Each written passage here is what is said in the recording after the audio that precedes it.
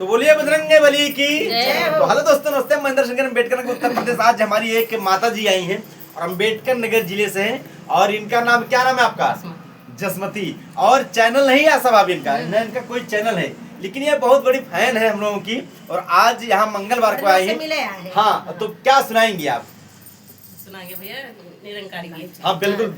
धन निरंकार अम्मा, धन निरंकार अम्मा। निरंकार भैया धन। ठीक है आप? हाँ, हाँ, चले भगवान गुरु महाराज कृपा करें आप पे। हाँ। चले हमें सुनाओ एक ठिकाना निरंकारी वाला। तो रे सखी मोरा पिया भैया बेला मस्ताना रे सखी मोरा पिया